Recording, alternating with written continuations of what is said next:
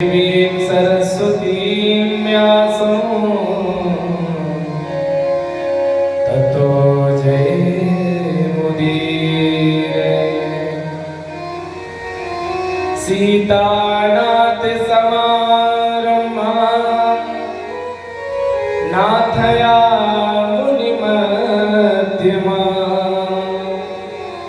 अस्मदाचार्यपर्यन्तां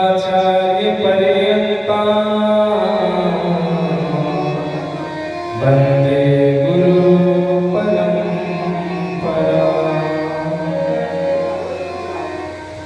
मनोजवं मारुततुल्यवेगं जितेन्द्रियं बुद्धिमतां वरिष्ठं वातात्मजं वानरयोत्तमोख्यं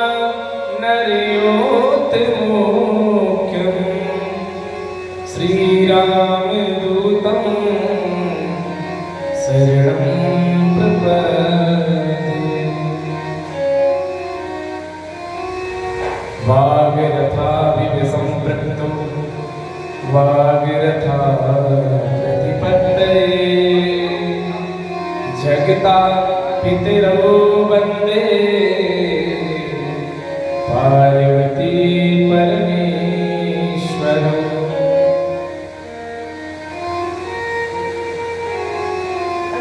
या देवी सर्वभूतेषु बुद्धिरूपेण संस्थिता नमस्तस्यै नमस्तस्यै नमस्तस्यै नमो नमः।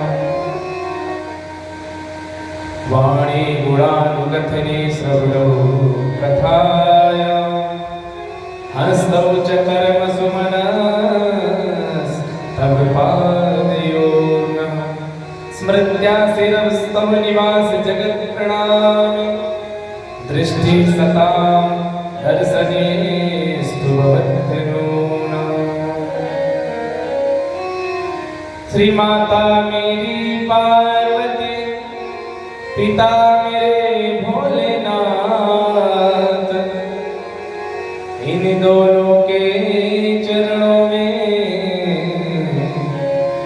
मेरो बारंबार प्रणाम, मेरो बारंबार प्रणाम।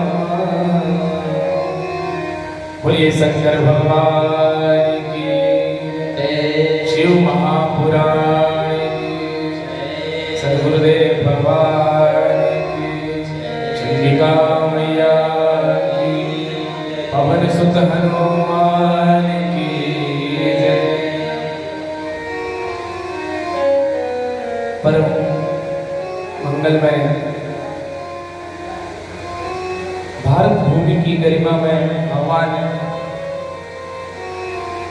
शिव द्वारा ही निर्मित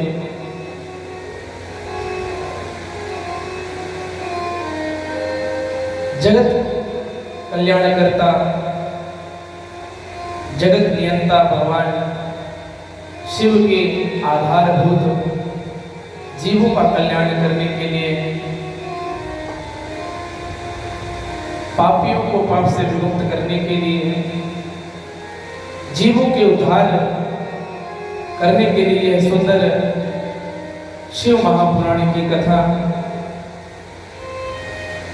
जिसका आज हम सभी भक्त अष्टम दिवस की कथा में प्रवेश कर रहे हैं। आज कथा का विश्राम दिवस भी है। सभी पंडाल में पधारे विद्वत ब्राह्मण जनों को मेरा सत सत नमन और सभी श्रोता श्रद्धालु भक्तजनों को, भक्तिमयी माताओं को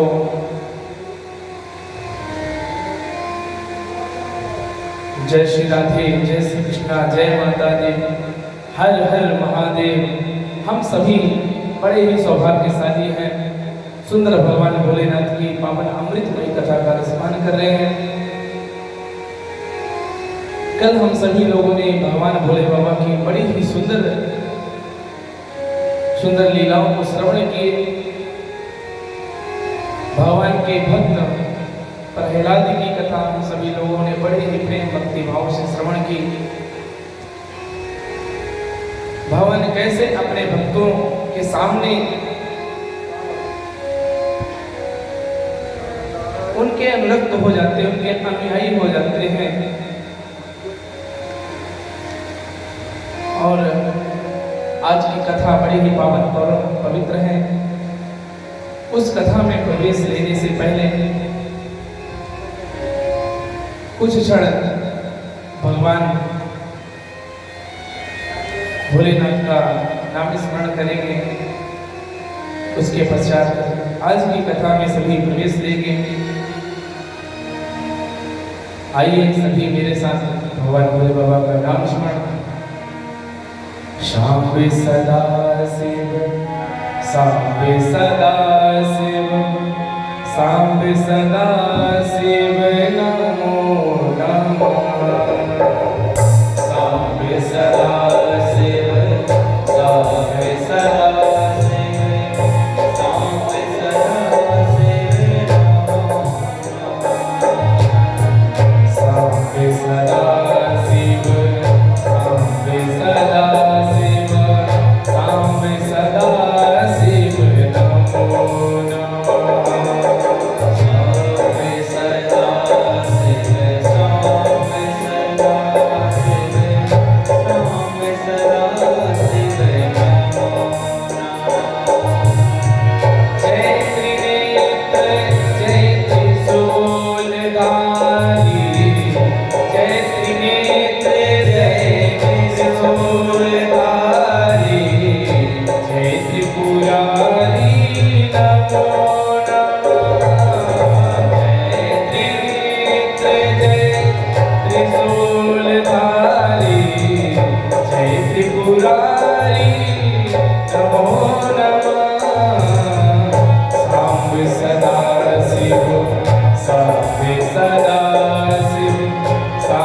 सदा शिव नमो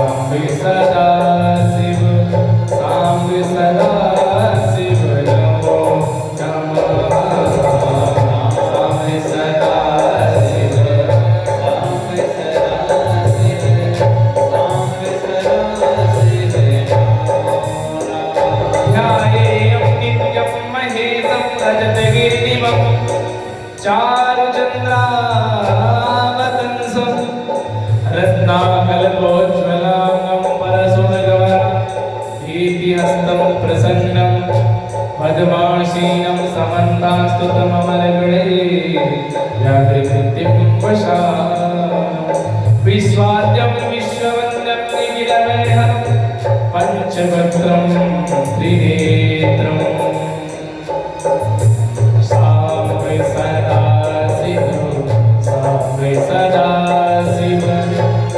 सदा शिव नमो नमः।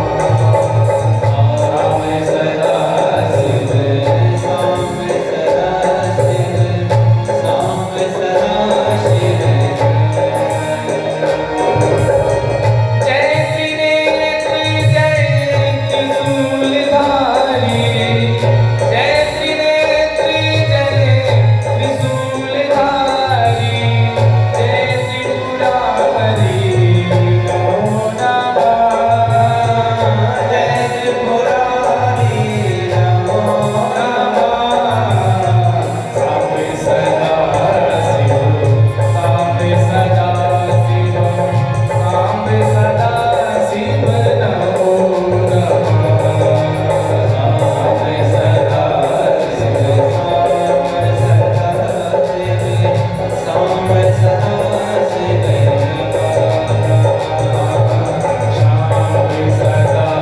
शिव साम सदा शिव साम सदा शिव नमो नमः। साम सदा शिव साम सदा शिव साम सदा शिव नमो नमः।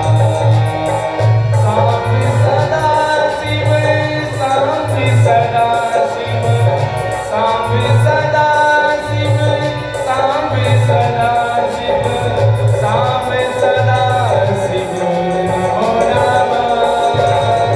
साम सदा शिव नमो नमः। साम सदा शिव साम सदा शिव साम सदा शिव नमो नमः। साम सदा शिव साम सदा शिव साम सदा शिव नमो नमः। साम सदा शिव साम सदा शिव साम सदा शिव नमो नमः। साम सदा शिव साम सदा शिव साम सदा शिव नमो नमः। जय त्रिनेत्र जय त्रिशूलपाणि जय त्रिनेत्र जय त्रिशूलधारी जय त्रिनेत्र जय त्रिशूलधारी जय त्रिनेत्र जय त्रिशूलधारी जय त्रिपुरारी नमो नमः। जय त्रिपुरारी नमो नमः। साम सदा शिव साम सदा शिव साम सदा शिव नमो नमः। साम सदा शिव साम सदा शिव साम सदा शिव नमो नमः। साम सदा शिव नमो नमः।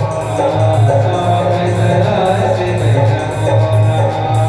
साम सदा शिव नमो नमः। साम सदा शिव नमो नमः। बोलिए शंकर भगवान की जय। बड़े ही सुंदर भगवान का आगे प्रसंग है।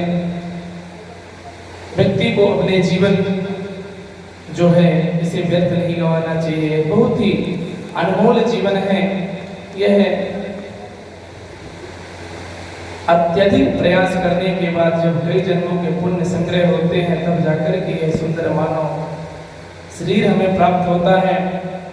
भगवान का जप और भगवान का पूजन और भगवान की आराधना किसके अंदर ऐसी सामर्थ्यता है कि वो कर सके? कौन कर सकता है? कोई नहीं कर सकता है। भगवान की आराधना करना बड़ा ही कठिन है और आराधना करने से व्यक्ति जब फल की इच्छा करता है तो आराधना का पुण्य, भगवान के पूजन का पुण्य फल क्या मिलता है? बोले फल स्वरूप में हमें पुण्य मिलता है। जब हम भगवान की पूजा आराधना करते हैं तो उसके बदले में हमें सुंदर फल प्राप्त होता है। वह फल क्या है? पुण्य। और जब पुण्य प्राप्त होता है तो उस पुण्य के फल स्वरूप व्यक्ति कहाँ जाता है?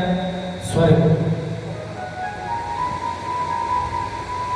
और भगवान शिव ये नहीं चाहते कि मेरा भक्त पूजा यजन करके इस स्वर्ग लोक में आ जाए। क्यों? भोले बाबा क्यों नहीं चाहते कि मेरा भक्त भगवान मेरी पूजा आराधना करके और वो स्वर्ग लोक में आ जाए?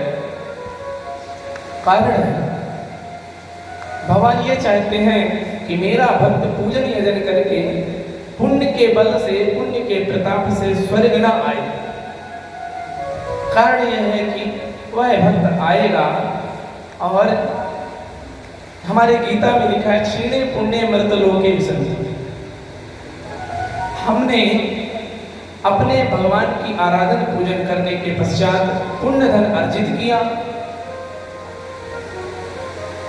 और उस पुण्य के प्रताप से स्वर्ग की संपत्ति, स्वर्ग की प्रभुता, स्वर्ग का सुख, स्वर्ग का भोग आदि प्राप्त करेंगे। और उस भोग का उपभोग करके जब क्षीणे पुण्य, जब पुण्य की क्षीणता हो जाएगी, पुण्य नष्ट हो जाएगा, तो मृत लोक के विसंति, वहां से देवता लोग धकेल देते हैं, बोले जाओ तुम्हारा बैंक बैलेंस खत्म, जाओ पुनः मृत लोक में जाओ। तो भगवान भोले बाबा कहते हैं कि मैं अपने भक्त को गिरता हुआ नहीं देखना चाहता। तो बताएं, और हम लोग अधिकतर यही चाहते हैं कि हमको कोई धर्म कर्म करें तो हमको पुण्य मिले। अनायास ही हम लोग बोलते रहते हैं कि धर्म करेंगे तो पुण्य मिलेगा। अरे पुण्य नहीं, हमको तो मोक्ष चाहिए। पुण्य से क्या होता है? समाप्त होने पर पुनः इस मृत लोक में आना पड़ता है। और हम संसारवासी जब हमारे परिवार के कोई गुजर जाते हैं तो सबसे पहले हम उनके नाम में यही लगाएंगे, फलाने जी स्वर्गवासी, स्वर्गवासी फलाने जी। चाहे वो भले ही नरकई में गया हो, लेकिन लगाते स्वर्गवासी। क्या पता उसके कौन से कर्म है, कैसे कर्म है। तो भगवान ने कहा देखो, दो पुण्य के दो प्रताप होते हैं, एक होता है स्वर्गवासी, एक होता है भगवत धामवासी। तो ना तो कोई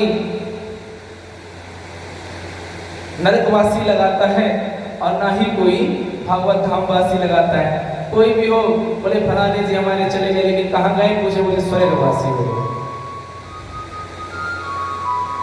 तो भगवान कहते हैं देखो, मेरी आराधना पूजन जब करो तो ऐसा करो कि पुण्य ना चाहो,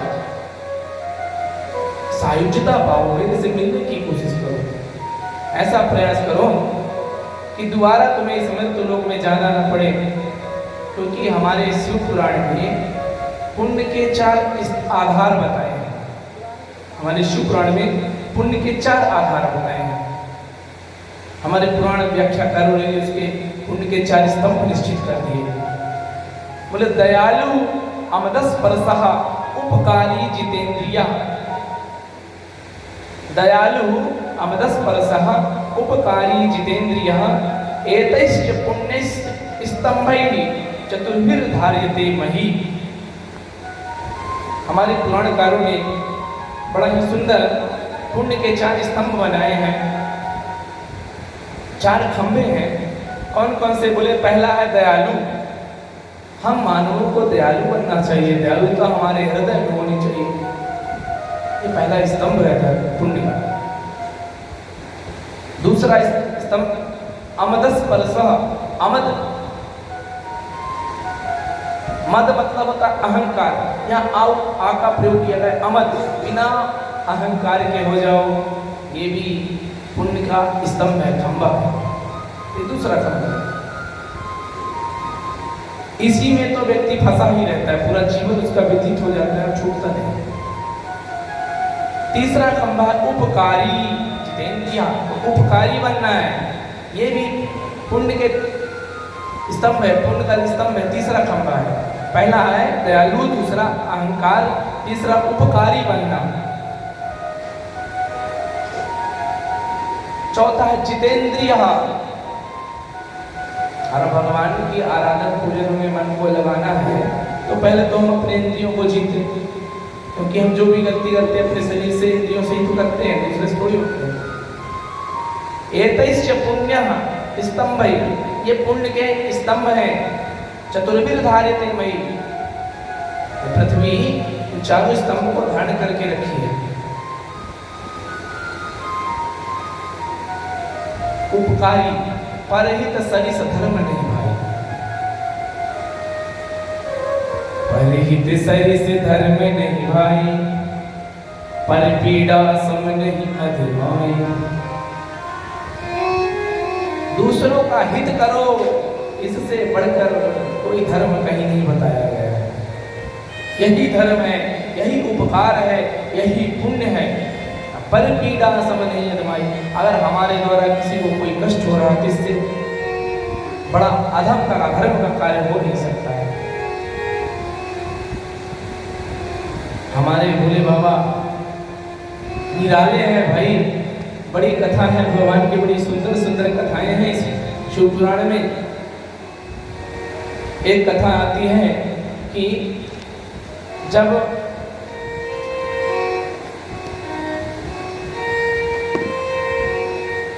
पांडव और कौरवों के बीच में मामा शकुनी ने युद्ध क्रीड़ा का खेल रचा और पांडव हार गए।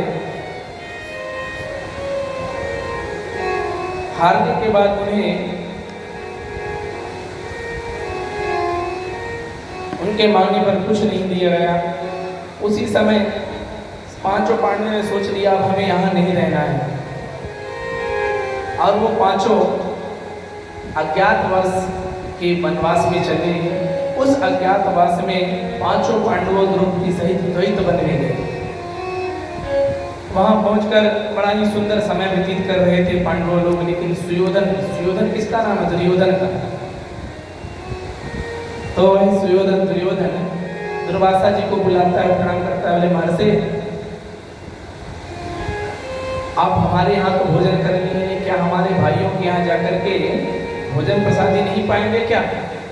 बोले भाई, आपके भाई कहाँ हैं भाई? बोले वो हमारे भाई इस समय वन में हैं, आप वहाँ भी जाइए ना। अब जैसे आप हमारे यहाँ अपने शिष्यों के साथ आए हैं, इसी तरह हमारे भाई वहाँ पांचों पांडव वन में हैं, द्वैत वन में। दुर्वासा बोले अच्छा तुम कहते हो तो हम जरूर जाएंगे, उनके पास भी जाएंगे भोजन करने के लिए। अब दुर्वासा अपने 10,000 शिष्य मंडली के साथ में द्वैत वन में पहुंचते हैं और दुर्वासा जी पहुंचे, युधिष्ठिर से मुलाकात हुई। बोले महाराज भला हुआ आप पधारे, बहुत पुण्य है हमारे कि आप धर्मात्मा महर्षि दुर्वासा जी आप हमारे द्वार पर आए हैं, धन्य हो गए हम तो। बोले हाँ हाँ ठीक है, लेकिन हम तुम्हारे यहाँ भोजन करने के लिए आए हैं, और हम भर नहीं है, हमारे साथ 10,000 शिष्य मंडली भी है, इनको भी सबको मिलाना है। अब युधिष्ठिर जी जाकर के द्रौपदी से कहते हैं सुनो, दुर्वासा मुनि आए हैं, उनके साथ बहुत सारे शिष्य मंडली हैं, उनकी भोजन की व्यवस्था करो। है क्या भोजन की व्यवस्था? उस समय सूर्य के द्वारा एक उनको बटलोई दी गई थी। उस पात्र में अगर जब तक द्रौपदी भोजन नहीं करती थी, सबको खिलाते जाए, अगर द्रौपदी भोजन स्वयं नहीं किया है तो उसमें अन्न बढ़ता ही जाता था। लेकिन संयोग बस उनको क्या मालूम ये दुर्वासा जी आने वाले हैं, द्रौपदी भी भोजन कर चुकी थी, अब उसमें कुछ नहीं। बोले महाराज कोई व्यवस्था नहीं है। अब सभी पांडव कांप गए डर के मारे, अब हम नहीं बचने वाले दुर्वासा के श्राप से। सभी दुखी बैठे हैं। द्रौपदी कहती है अब ऐसी अवस्था में तो केवल एक ही है जो हमारा साथ दे दे। तो द्रौपदी कन्हैया को याद करती हैं, बुलाती हैं, हे कृष्ण द्वारिकावासिनी देव देव जगत पते।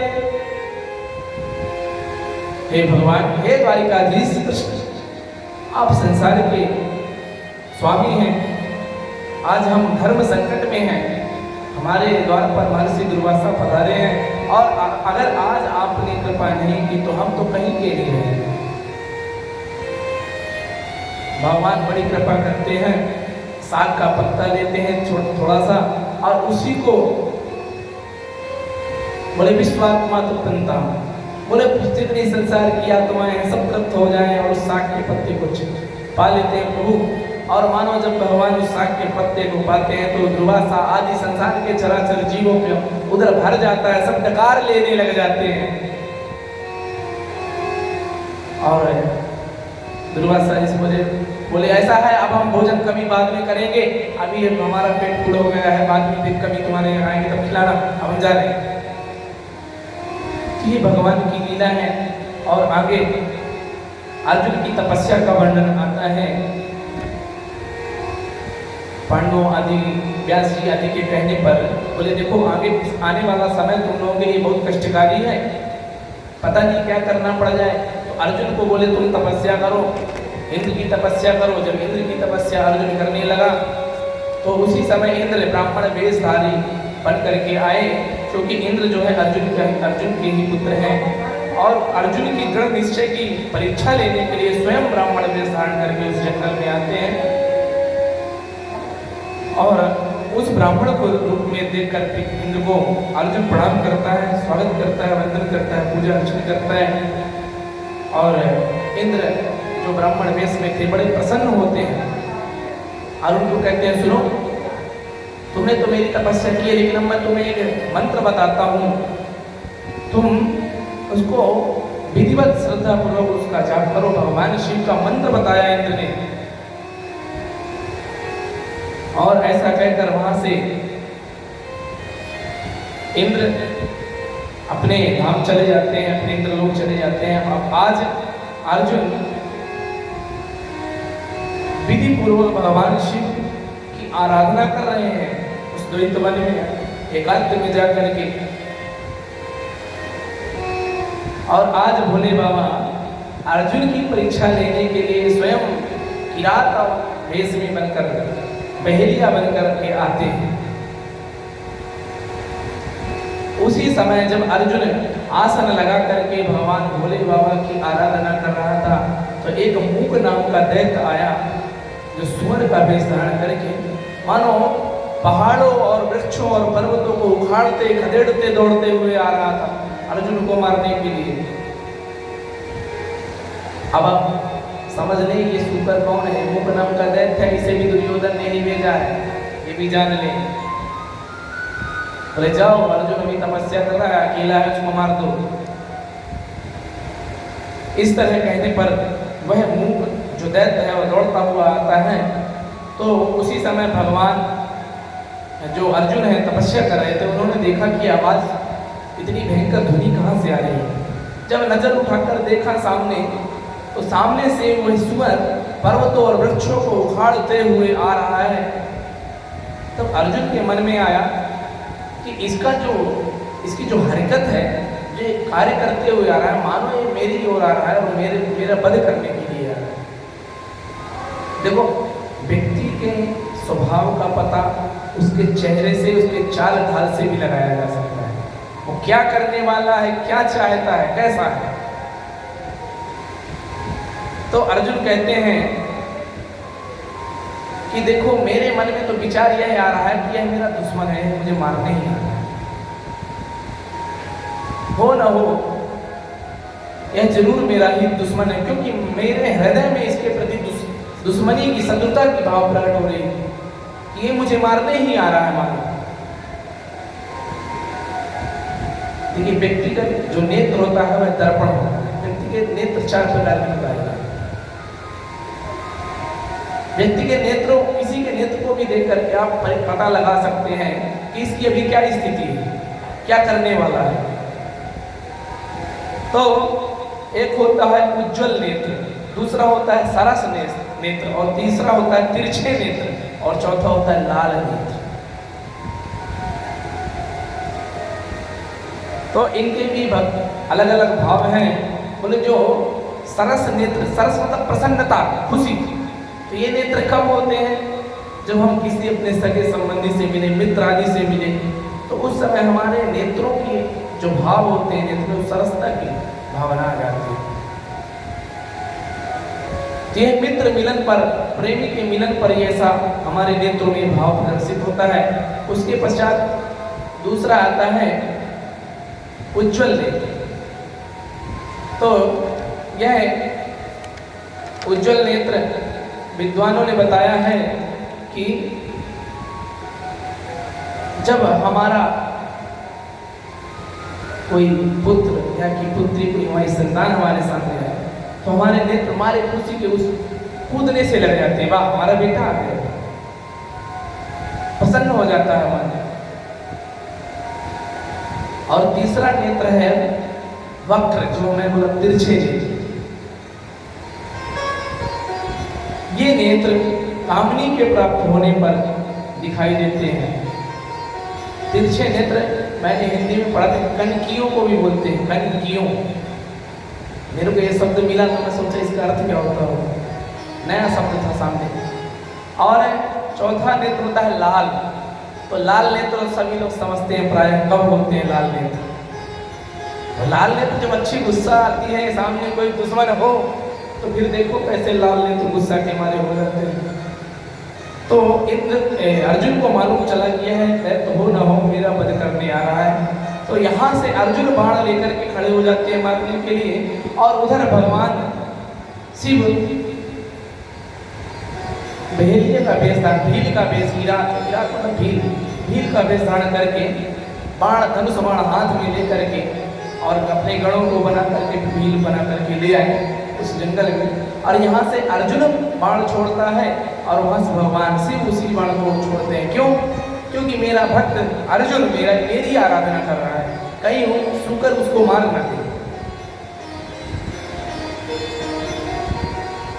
दोनों के बाण लगते हैं, सुअर वह जो दैत्य है मारा जाता है, धरती पर गिर जाता है।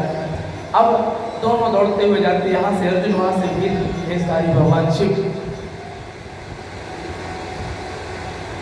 अब दोनों में बातचीत होती है। बोले आप कौन? बोले हम महिला, हम तो शिकायत करने के लिए आए हैं। बोले तुम? बोले हम भी तपस्या के लिए आए हैं। अब दोनों में चर्चा ये हो गई, बातचीत, कि ये हमें मारने आ रहा था, हमने इसका वध किया। अर्जुन कहते हैं हमने मारा है। अब भगवान भील भेषधारी कहते हैं हमने मारा है। जब इतनी बातचीत हुई तो भगवान शिव चले गए, गणों को छोड़, बोले तुम लोग निपट लो, देख लो, तो उसे देखो, बात करो क्या कह रहे हैं। भगवान जाकर एक साइड में किनारे बैठ गए और गणों को छोड़ दिए, बोले जाओ बात करो, और अपना बाण उठा ला वहाँ से। अब शिव के गणों वहाँ जाकर के भी बात करते, अरे हमारे प्रभु का, हमारे स्वामी का बाण लगा है इसके अंदर, ये तुम्हारा शिकार नहीं है। अर्जुन कहते हैं खबरदार, मैंने पहले बाण छोड़ा हूँ, मैं पहले बार छोड़ा हूँ, मेरा बाण लगा है, मेरे बाण के द्वारा इसको